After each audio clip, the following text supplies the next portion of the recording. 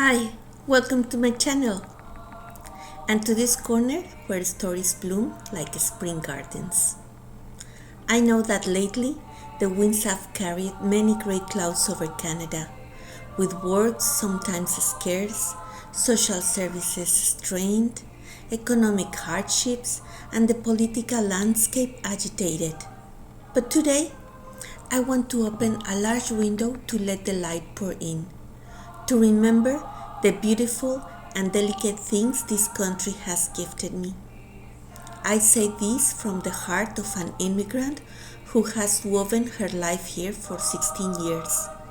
Let's recall the sweetness of Canada by letting the movie Fly Away Home be the golden thread that binds our thoughts together. Fly Away Home is a cinematic gem from 1996, directed by the insightful Carol Ballard. The film stars Jeff Daniels as Thomas Alden, an eccentric sculptor and adventurer, and a luminous Anna Paquin as his 13-year-old daughter, Amy.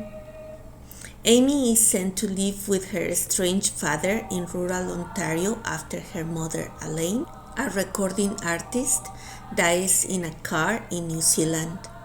The movie, rooted in the true story of a Canadian inventor, Bill Leishman, who used an ultralight aircraft to lead a goose migration, is dazzling because of its stunning landscape and whispers the magic of nature and the profound connection we can forge with it.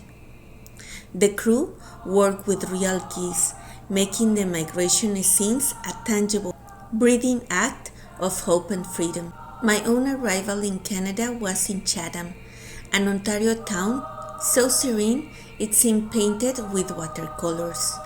There, among families with deep-seated Canadian roots, I discovered a politeness and respect that at first felt like a call, perhaps distant breeze. But with every subtle gesture, directions on surviving the winter, advice on clothing, or links to government resources, I unraveled a quiet and profound helpfulness. The image of my friend, with her vibrant smile and outstretched hand, remains a lighthouse in my memory, an evergreen flower of support. At the heart of the story, we find Amy, whose soul is tangled in grief and whose spirit felt as uncertain as a leaf on the wind after arriving at her father's home. Reluctance inhabited her eyes until destiny whispered a secret, a nest of orphan goose eggs abandoned by developers destroying their habitat. Between broken shells and soft down, Amy found her purpose and refuge in the task of raising a flock of goslings that imprinted on her as Mother Goose. She began to blossom, slowly accepting her new vast and sometimes daunting Canadian environment. Her father, a kind, free-spirited, brilliant scientific and art creator, initially struggles to connect, but the geese begin to forge a connection between them.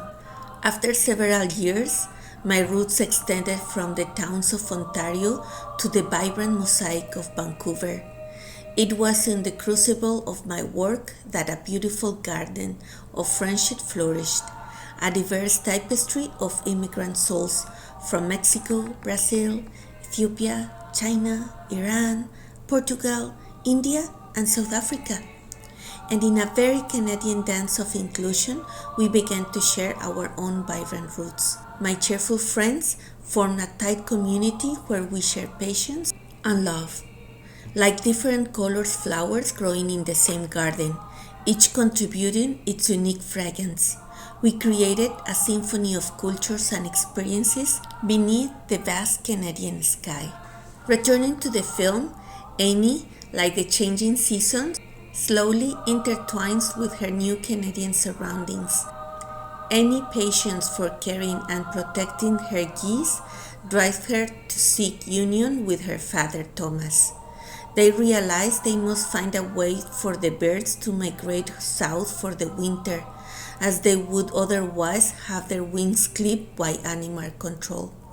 A subtle, magical bond blooms between them, forged by the shared longing to see these creatures take flight and find their way to a safer, warmer land. The nest of geese becomes the epicenter of their connection, a quiet sanctuary where familial love finds its lost long wings, learning to trust and rely on each other. Above all, they do everything because they believe in protecting the environment and in creating a new home to keep the geese free, reflecting the vast Canadian landscapes and values.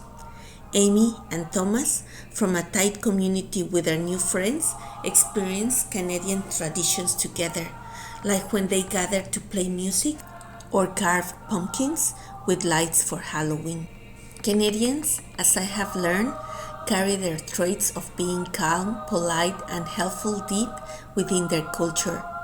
These are values expressed through courtesy and tranquility, seen in softened, indirect communication and the high value placed on respect and listening. Punctuality is expected as a sign of respect for another's time.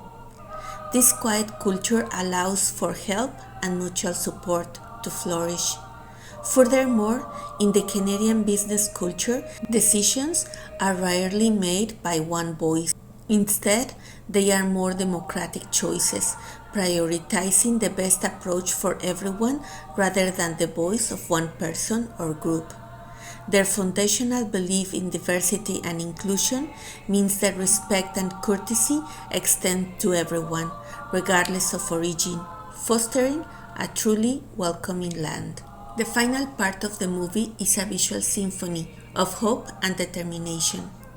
Amy, her father, and their friends embark in the grand odyssey, flying their small ultralight planes to serve as courageous guides for the flock of geese. The small planes are used to show the birds a new path in the sky, a safer route to warmer lands, a migration full of promise and achievement. In its jubilant ending, where effort, courage, and love bloom in an aerial journey that celebrates life, family, and freedom, leaving a trace of sweet, simple joy in the air. Amy, having to fly the final leg of the journey alone after her father crashes his aircraft, successfully leads the geese to the sanctuary, uniting the family and fulfilling their mission. When I put on my DVD of Fly Away Home, its music and images always bring to mind the beautiful things Canada offers, reminding us to open our hearts to embrace the Canadian way. It's about learning the new traditions and behaviors that bring a very positive way of seeing the world into our understanding. I recommend this movie wholeheartedly. It is a beautiful, inspiring, and above all, deeply Canadian. It is a gentle reminder that sometimes the greatest adventures happen just by helping someone or something find their way home. So, let's enjoy the exuberant Canada when the cold retreats and spring unfolds in its green cloak. Let's savor the wonderful spectacle of the trees changing from green to vibrant reds, yellows, and oranges in autumn, as if the landscape caught fire. And when the cold sets in and the land is cheerful with the white snow and Christmas lights, or when the heavy snow from January to March makes for wonderful skiing and winter sports. Let's embrace the quiet, profound magic of every season. This Canadian magic is often powered by resilient hearts. Like the determined geese in the film, Canadian art teaches the path to resilience and self-belief and the enjoyment of the Canadian landscapes. I recall the peace I found in making videos about the painter Emily Carr, whose powerful brushstrokes celebrated the wild, mystic Canadian landscapes of the West Coast, and the touching story of Maud Lewis, whose tiny, joyful folk paintings from Nova Scotia taught me that happiness and beauty can be created, even in the smallest spaces and against all odds. Their lives are quiet beacons, guiding us to believe in our own beliefs and strive for a better, beautiful world, no matter the journey. And with that, I say farewell. This has been the journey of a Mexican immigrant to her Canadian homeland. A journey that, even after 16 years, has been a very happy and positive experience, in a very calm way. A very Canadian way indeed. See you later.